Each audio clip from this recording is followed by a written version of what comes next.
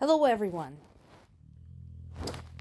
This article is written by somebody I personally trust quite a lot. This is Garry Kasparov. If you think you remember the name, you should, because he used to be the world chess champion. But because he was not a Russian national, he was not favored as a champion. The government at the time, the Soviet government, favored the other guy, Anatoly Karpov. So eventually, Kasparov left and did the right thing. But he is one of the most astute and intelligent analysts today of what is going in Russia and the impact thereof on the world. And he's pretty good in terms of what he understands about what's going on in the United States. And this statement is correct. Trump still doesn't get it. First of all, there is the overall inconsistency in Trump's policy. Suddenly making friends with China's Xi Jinping, having said all through his campaign that we're going to beat China, we're going to, make China a non-competitor, pissing off our allies and neighbors, all of that. But, of course, when it comes to the war in Ukraine, which is what we're focusing on here, it just keeps getting worse. Last Thursday, during his virtual address to the World Economic Forum at Davos, he basically gave like this confused speech, and he blamed Ukraine for Russia invading Ukraine. Just said bad things happened, bad things were said, a lot of stupidity all around, and so on. Does that sound to you like somebody qualified to talk about any kind of peace agreement, any kind of negotiations, any type of deal? Once again, I've said this before, and I will keep saying it because this is important. In order to negotiate a peace between two countries, one of which is invading the other, you have to at least have the first idea of what the fuck is happening there. And this is not the case. Case in point, Trump froze a bunch of foreign aid. I don't know why anybody's shocked. People should be upset, people should be concerned, but shocked? No.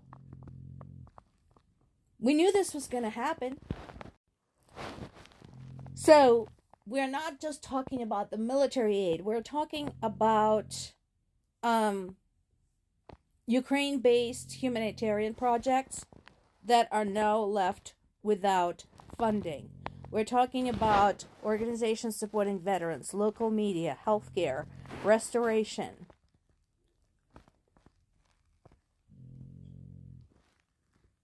Now, I know a lot of people are going to say, so what? We have our own veterans. We have our own problems.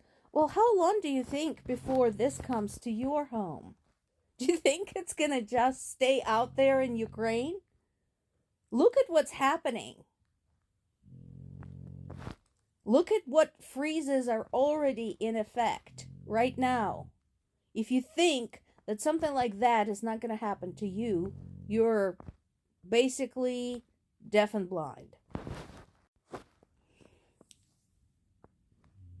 So there is also an ongoing political conflict in the EU ranks between most of the EU and Hungary. So what's going on there? EU passed another bunch of sanctions. There is the work in the process to use frozen Russian assets to help Ukraine, which is a great idea because that way it doesn't dip into anybody's taxpayers' money, right? But Hungary continues to basically muddle the water there.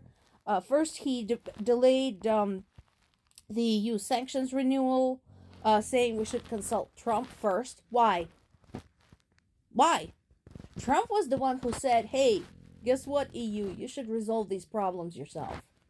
Fine. Trump said that he's going to pull U.S. out of Paris Climate Accord, the World Health Organization, because he's no longer interested in U.S. contributed to those. Fine. So why are you waiting to consult him if he clearly has no interest in helping you? Again, I think Europe is starting to get an idea. U.S. is no longer your ally. It's just there. So, figure it out, and Orban needs to get on with the program. Meanwhile, the war continues. Shocker, it hasn't been ended within 24 hours on day one of Trump's presidency. Oh, goodness. Oh, what could have possibly happened there? Must be someone else's fault. Anyway, there was a bunch of attacks on Kharkiv. As a result, there were wounded, including a 62-year-old woman and a 66-year-old man. So, once again, residential buildings were damaged. 2 women and 2 men were injured during an attack on my native Zaporizhia region. Yeah, this is hard because that's my parents over there. Over the past few days, Russia had launched 362 strikes on various settlements inside that region. There was also a drone attack in the Black Sea port of Odessa. Another reminder to everyone, Odessa is how you all are getting Ukrainian grain. So, another thing you look forward to, in addition to the cheaper eggs never materializing, is also more expensive sunflower oil. Whoops.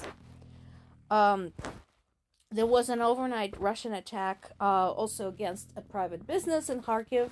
No doubt they were going to argue that it was a military object. Now, this is interesting. Thank you, Guardian, for putting these two side by side. So, there were 2 trials and 2 sentencings for 2 very different cases. One in Ukraine, one in Russia. Let's start with one in Ukraine. So, a woman from Kharkiv region was sentenced to 11 years in jail for passing information about the air defense systems in the region to the Russian military. Another individual, a Russian citizen who was working at a local bank, since for a while Russia and Ukraine had, worker transit back and forth, was sentenced to 10 years in prison for spying on the Ukrainian military in the city of Kharkiv. Legit, these people are traitors, makes sense. Now, meanwhile in Russia, Russian court on Monday sentenced a retired teacher to 8 years in prison for criticizing Putin and describing him as the head of terrorist state. So, he didn't pass any information to any enemies. He didn't conduct any acts of terror. He basically just said what he thought. And he's getting to be in jail for 8 years because of that. Are you watching, America? Because unless you watch out, this could be in your future. And then there is this. Again, America, specifically America. Look at this. So Russia is rewriting their textbooks. There's already been changes to a bunch of history books, basically changing the story on how Ukraine and Russia came to be historically as countries. And now they're also rewriting textbooks in terms of how the war in Ukraine began, and insisting that Russia was basically forced into it and the war was inevitable. Again, America, are you watching? Watch very closely. Pay attention.